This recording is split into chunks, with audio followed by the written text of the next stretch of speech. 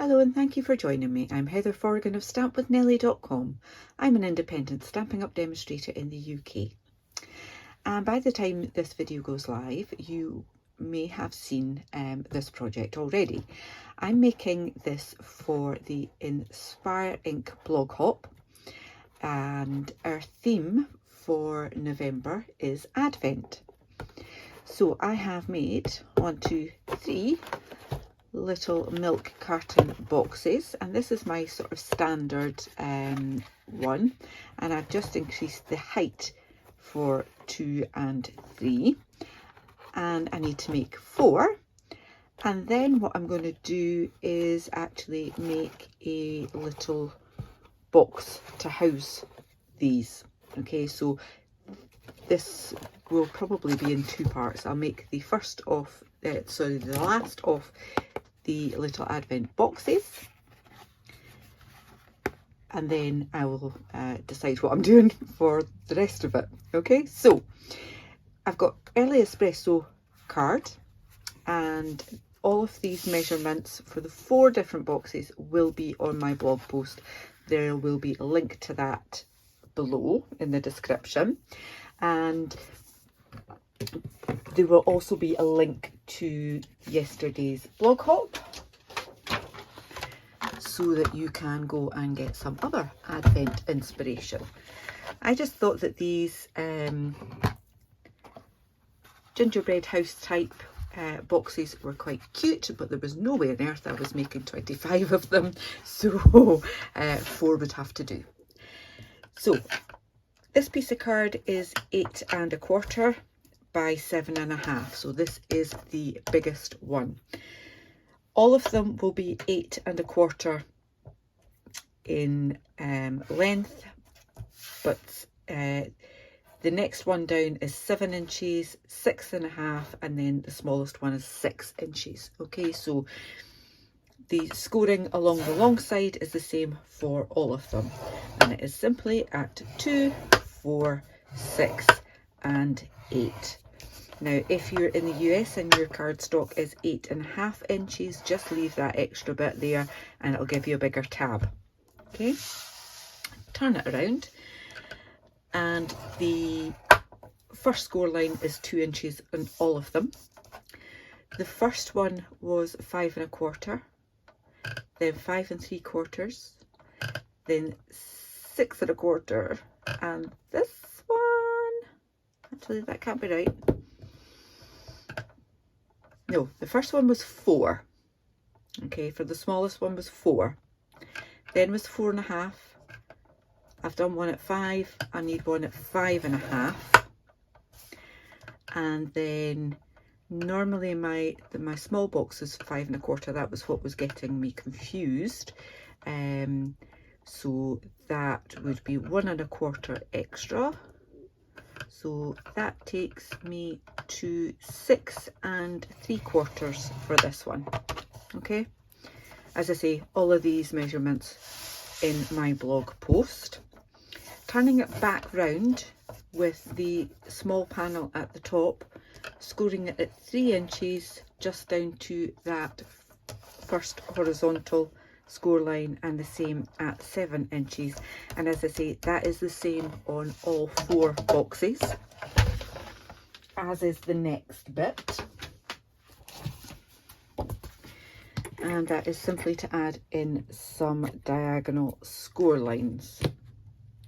And in fact, I don't need to do that just now because I need to emboss this first. But the reason I did the other score lines first before embossing was so that I could see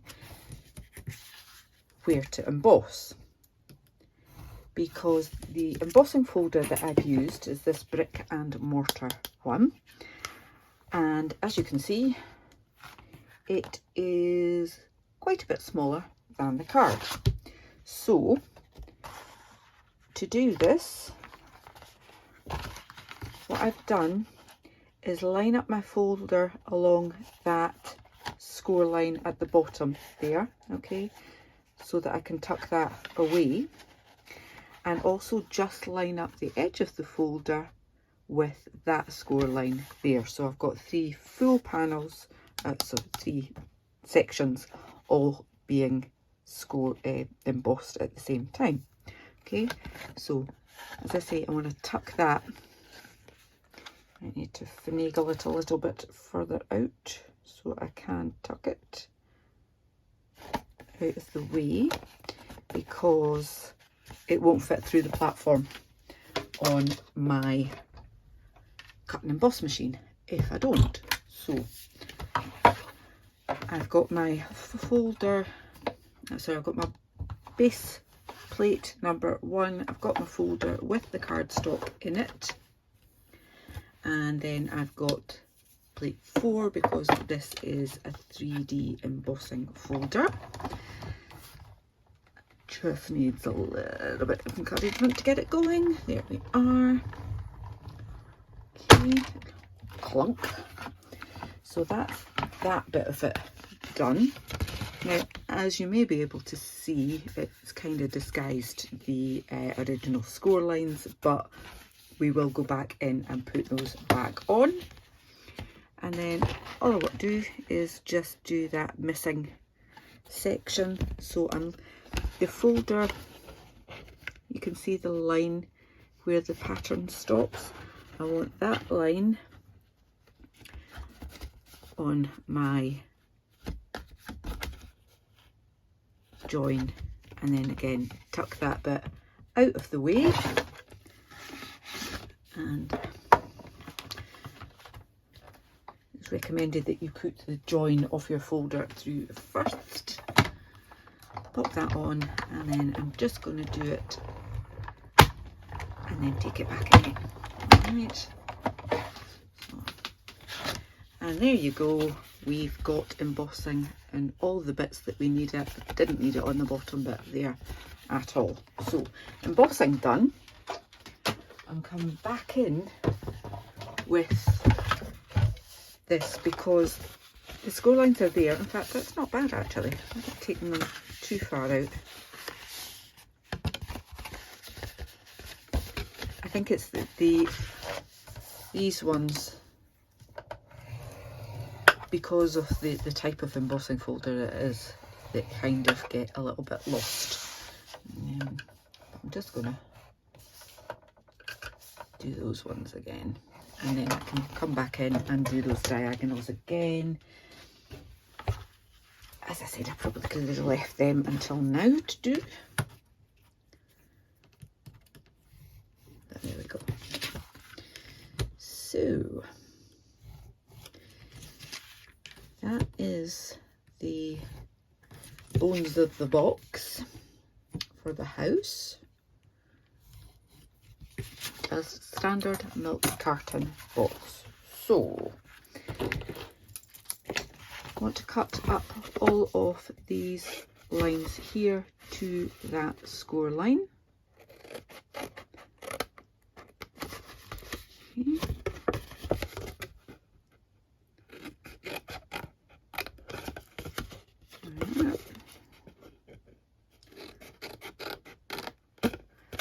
And I'm taking this skinny panel off, and I'm just going to nip a little bit there and there.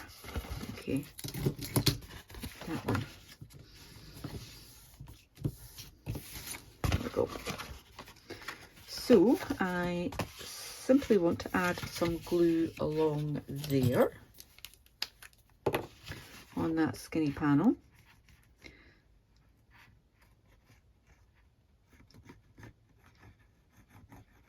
It's a little bit more difficult because of the embossing. I'm just going to take this little silicone doodah to make sure I've got it smoothed out and I'm not going to get it oozing out into the middle again. Don't want where I don't want it. Okay, so fold that like so, fold that over and give that a good press. Alright, and give it a longer press, Heather, and let it sit. Okay, I like to turn it over and press it that side as well. I don't want to press too hard. I don't want to put a bone folder on it because I don't want to take off more of that embossing than is absolutely necessary. So I'm just doing it with my fingers. So we've got that join at the back. Put in the side panel, a little bit of glue just to let it grab. So to push that too far in. Okay, and then the other side, a little bit of glue, and to say that is the back. So I want to bring the back forward, and then lots of glue on this bit to hold it all in place.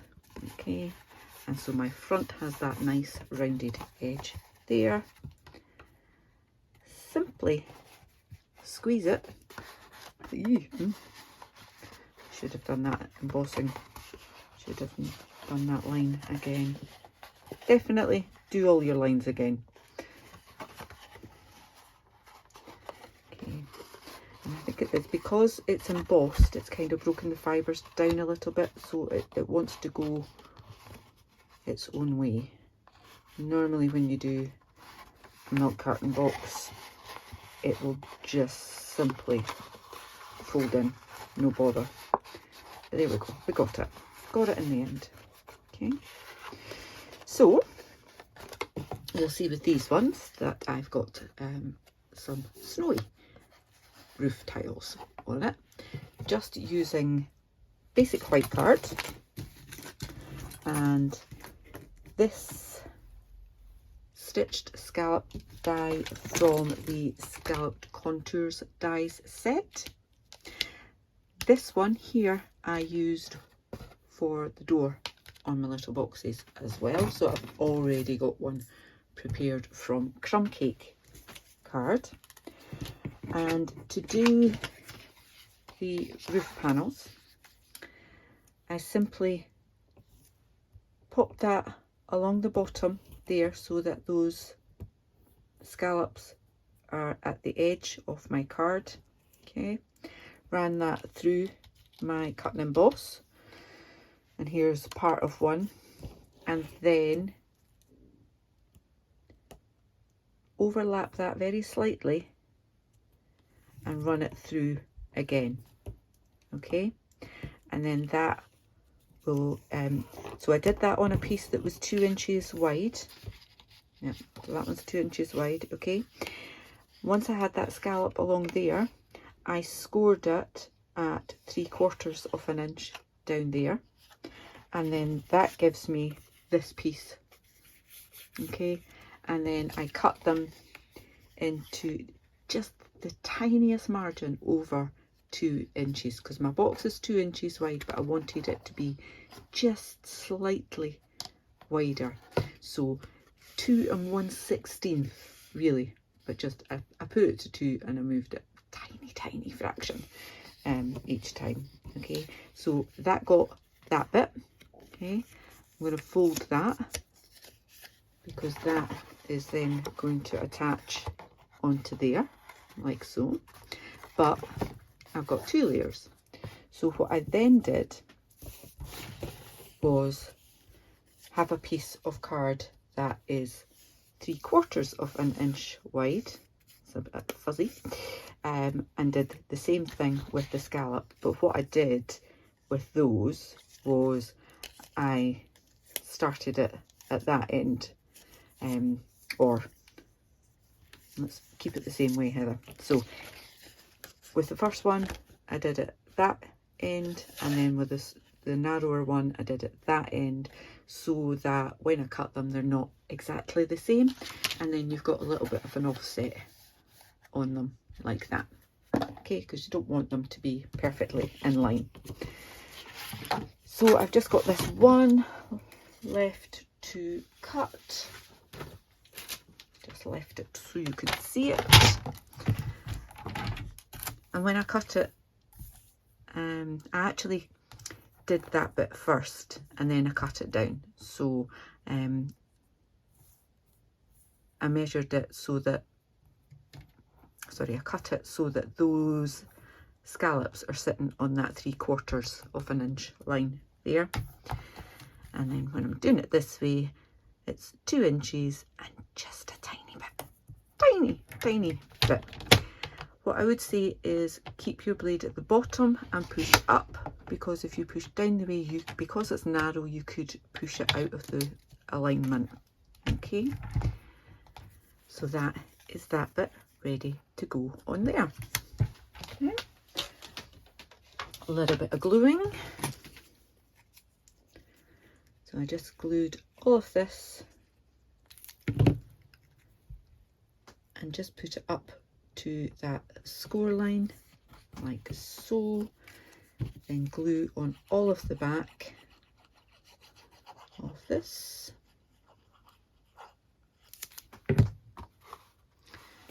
and then pop that on and line up the top there. And wet glue is the best for that because you can play about with it. Make sure that you've got that on neatly. That'll do, that'll do. And just hold it from the inside to press it down to do that. Now, originally I did want to have those overlapping, but then I thought if I'm putting these in a box, that's going to be a bit bulky, so I don't want to do that. Got another one. Here's one I prepared earlier and have managed to get glue on top of. Not quite sure how I did that, but adhesive eraser, best thing in the world, especially if you're a messy crafter like me and you manage to get things covered in glue. Okay, same again on that side, just pressing that down. Okay, now I don't know if you can see that there is some Wink of Stella on that, and I want to do the same on the one that we've put together. And I glued them together before I put Wink of Stella on, so that I wasn't putting it where I didn't actually need it. Something sticky on there as well. I will say this is not a quick and easy project, which is why I've done lots of the prep in advance.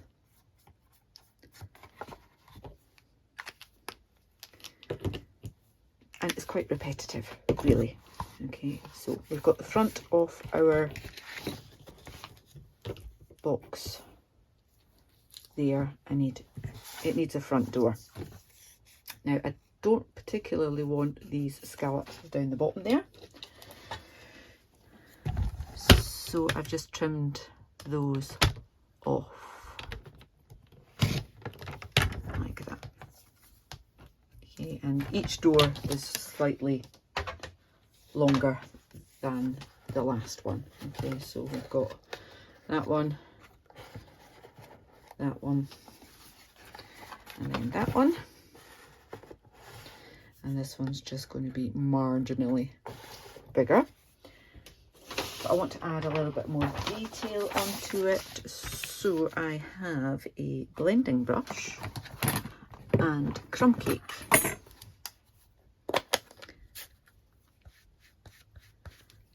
And just adding a little bit of that ink around the edges, just for that little extra bit of detail. Okay, that's that done. Nearly there with the house.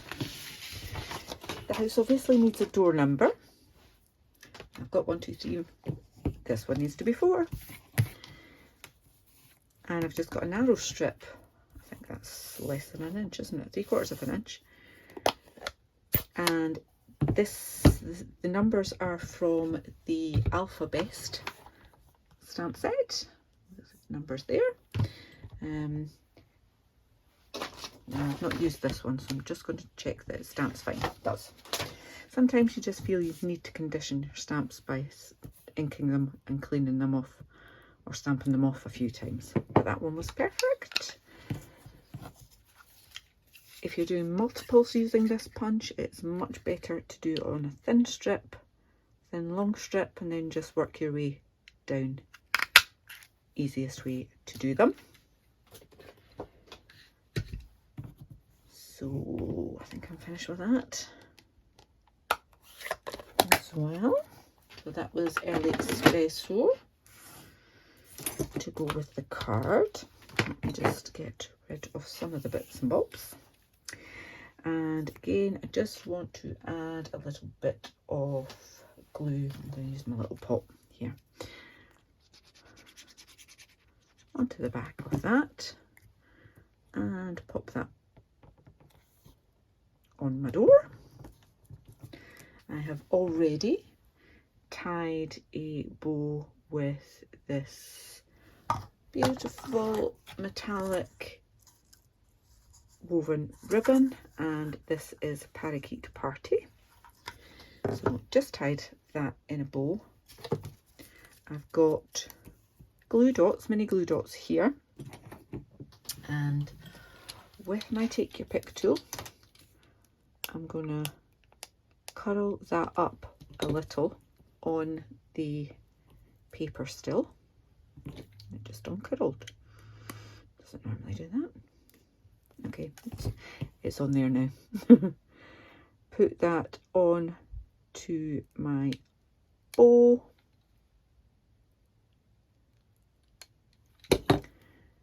And then pop that at the top of the number. And with this ribbon, if you pull it out, it gives you a little bit more dimension on it. Okay. And then I'm just going to chop off the tails.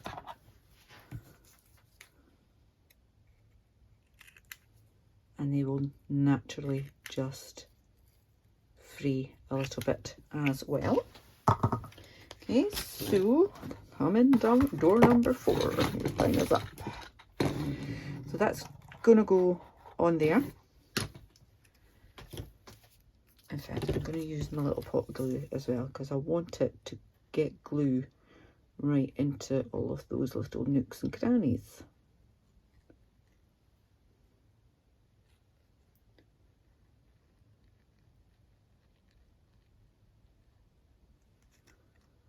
All the way along, and then I want to have lots of glue on it. Okay. And I'm popping that right down at the bottom there. And if you can get your hand in, hold it from the inside to attach that. Okay, so we've got that. The finishing touch for the door is a doorknob, and it's one of our rustic metallic dots.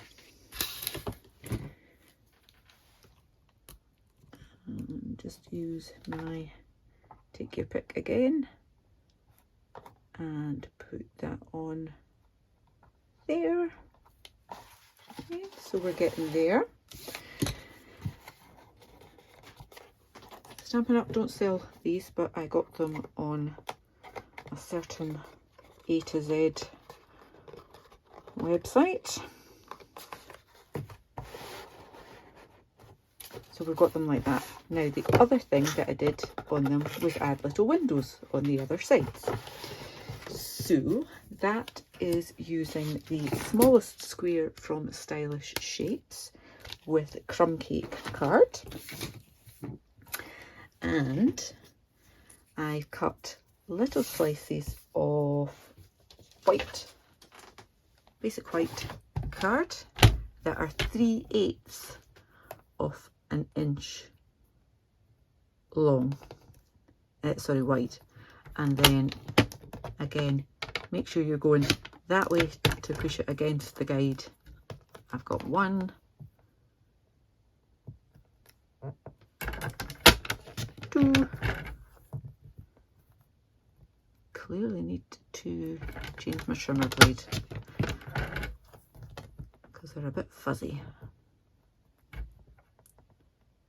and they might not be absolutely square if If I wanted them absolutely square at 3/8, I probably would have used my scan and cut for that. Does the job easy for you. But gingerbread houses are not absolutely perfect, are they?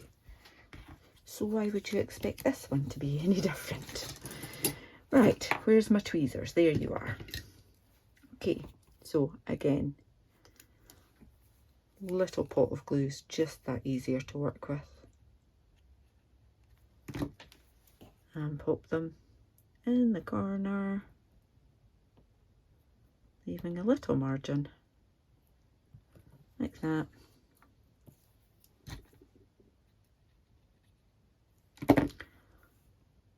You can take a little bit more time and make sure that they're as neat as you can get them. But if somebody made me a gingerbread house and it had wonky windows, I wouldn't not eat it, would I? So likewise with these wonky windows on my advent boxes, can't imagine somebody's going to say, oh no, I don't want to eat the treats that are inside that. It's wonky. So there we go. That's how I did the windows. Okay, 3 of those ready to add on. So again, plenty of glue and just popping that kind of in the middle-ish. And once more, if you can get your hand in just to hold it while you press it.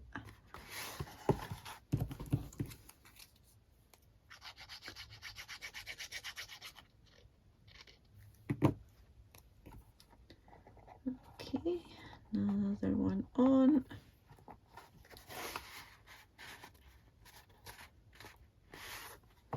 And last one. And I think I've done that the wrong way around. Never mind. So my stitching's not right.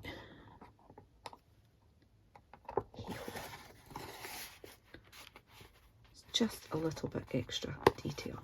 Now if you wanted, you could decorate these boxes more. You could have little bits of snow along the bottom. You could put little planters on there with little flowers, add curtains to your windows. The sky's the limit on that. But I think those are pretty darn cute, just as they are. They've got that little bit of twinkle on the snow on the roof, and we've got little windows and a cute little door that looks like a biscuit. Okay, so that's my boxes. I'm going to tidy up my desk, put these to the side, and then I'll come back and think about putting together a little tray for them sitting together like that. All right, so bear with me, I'll be back soon.